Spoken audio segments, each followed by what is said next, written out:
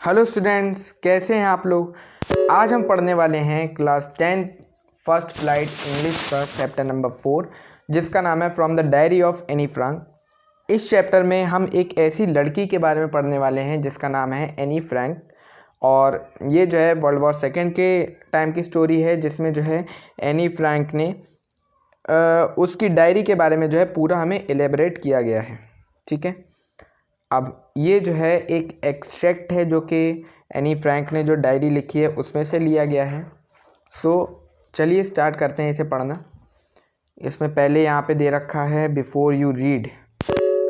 ये आप चाहें तो पढ़ें, चाहें तो ना पढ़ें, एग्ज़ाम में नहीं आने वाला है, कभी आपसे पूछा नहीं जाएगा। ये एनी फ्रैंक है और ये इसका पूरा इंट्रो दे रखा है। आप चाहें तो पढ़ें, ना चाहें तो ना पढ़ें, कोई बात नहीं।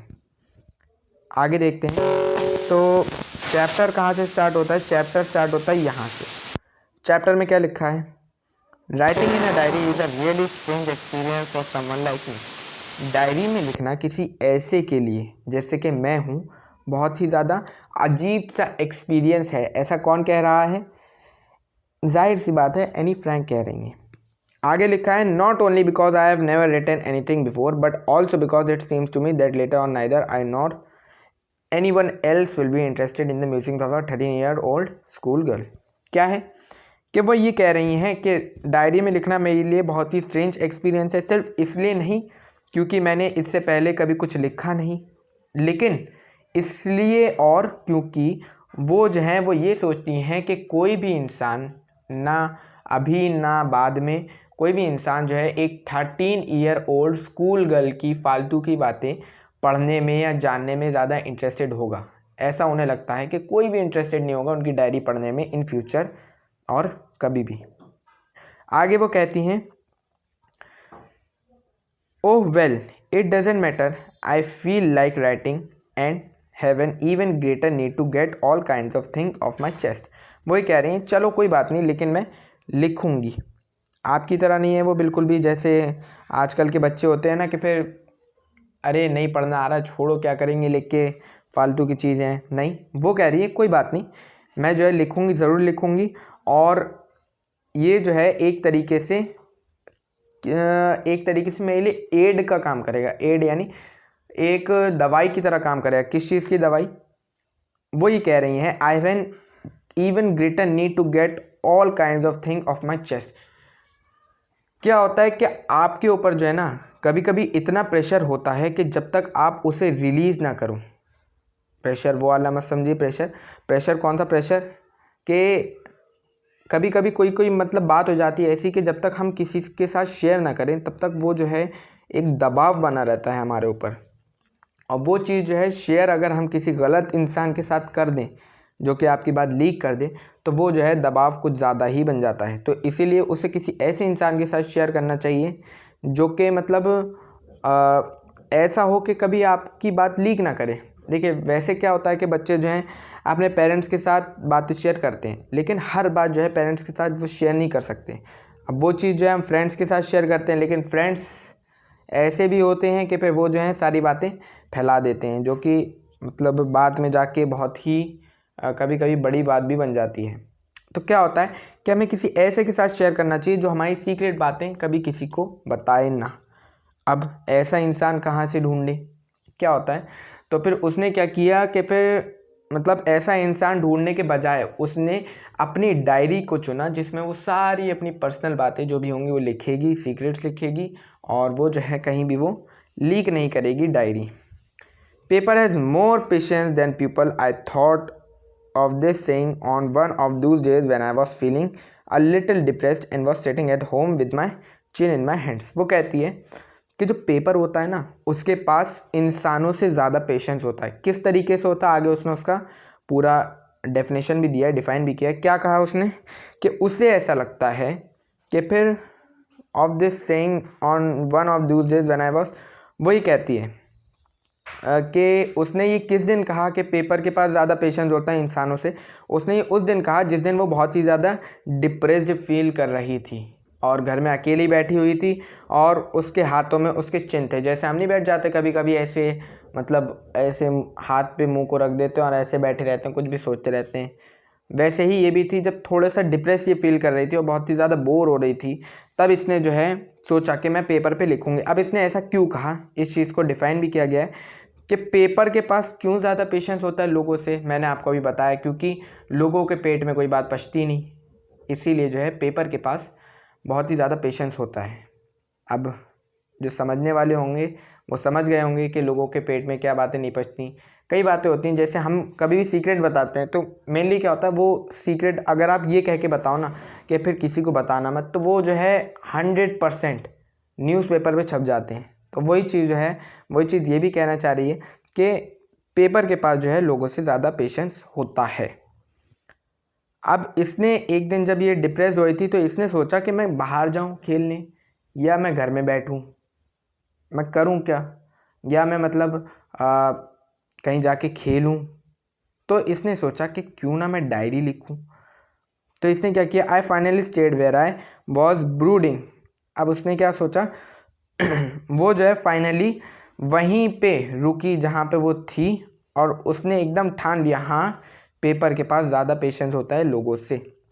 And since I am not planning to let anyone else read this stiff backed notebook grandly referred to as a diary, unless I should ever find a real friend, if probably it won't make a bit of difference।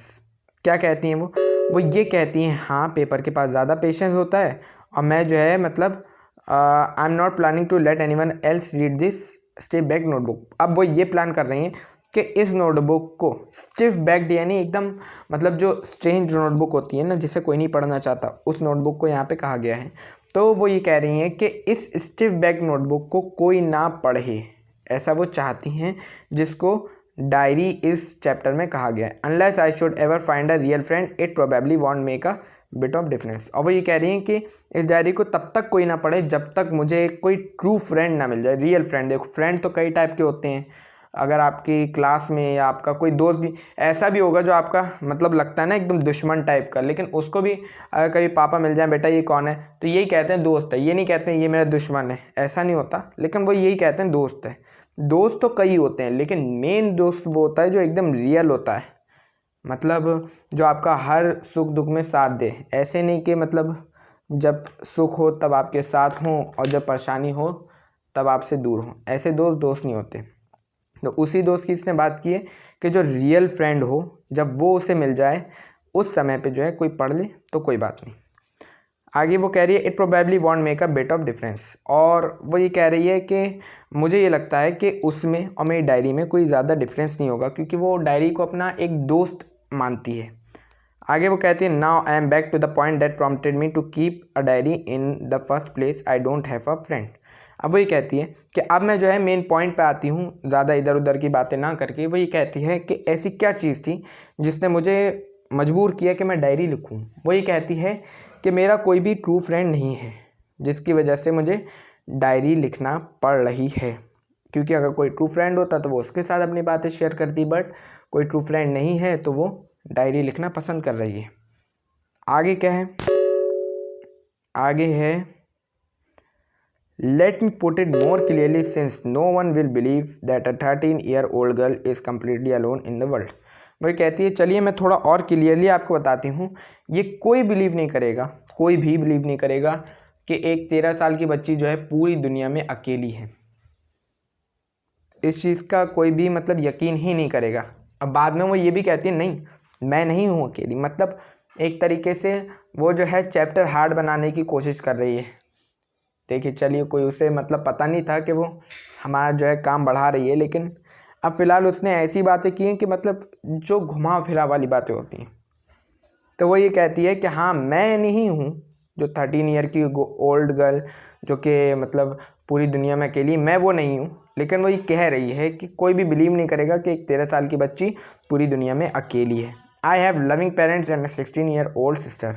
वही कहती है मेरे जो है loving parents हैं, यानी बहुत ही प्यारे माँ बाप हैं, और 16 ईयर ओल्ड सिस्टर हैं।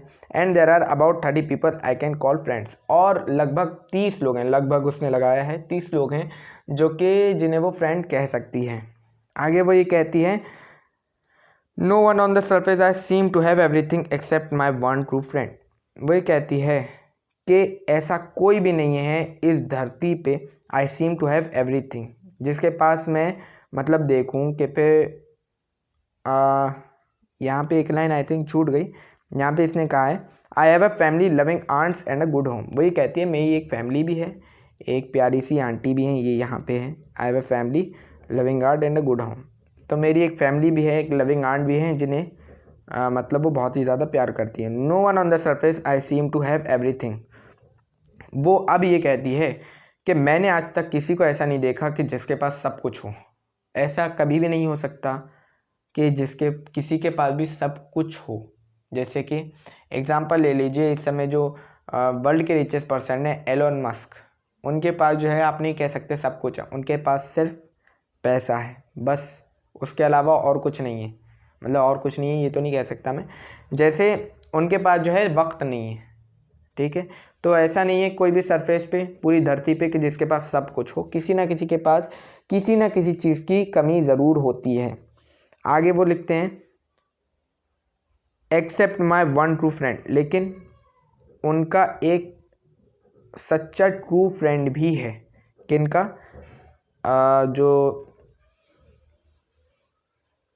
जो ये लड़की हैं, इनका नाम मैं भूल गया, इनका नाम है,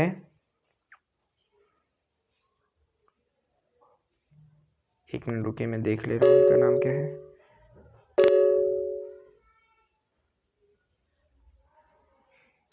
एनी फ्रैंक। चलिए, बहुत देर में याद आया, देर आए दुरुस्त आए। चलिए, तो ये जो एनी फ्रैंक है, ये कह रही हैं कि ऐसा कोई भी नहीं है जिसे मैं कह सकूं कि उसके पास हर चीज़ है, लेकिन सिर्फ मेरा एक ट्रू फ्रेंड है। All I think about when I am with friends is having a good time. वही कहती हैं कि मैं हमेशा सिर्फ उसी समय के बारे में सोचती रहती हूँ कि जब मैं अपने दोस्तों के साथ हूँ, तो वो टाइम जो होता है वो बहुत ही अच्छा होता है, ऐसा वो कह रही हैं। I can't bring myself to talk about anything but ordinary everyday things. वही कहती हैं कि मैं जो है मतलब अपने फ्रेंड्स के साथ हर चीज़ शेयर नहीं कर सकती। हाँ, ऑर्डिनरी थिंग्स तो कर सकती हूँ, जैसे कि आज मेरे घर पे ये पकाया, आज मैंने ये किया वो किया, मैं यहाँ पे मतलब यहाँ पे गई थी, ये सब ऑर्डिनरी थिंग्स होती हैं। लेकिन पर्सनल चीज़ें जो हैं वो अपने फ्रेंड्स के साथ शेयर नहीं कर सकती, ऐसा वो कह रही हैं। We don't seem to able to get any closer. और मैं जो है बहुत ज़्यादा क्लोज भी नहीं हो पाती हूँ अपने दोस्तों के साथ, and that is the problem, और यही मेन प्रॉब्लम है। आगे वो लिखते हैं maybe it's my fault that we don't confide in each other.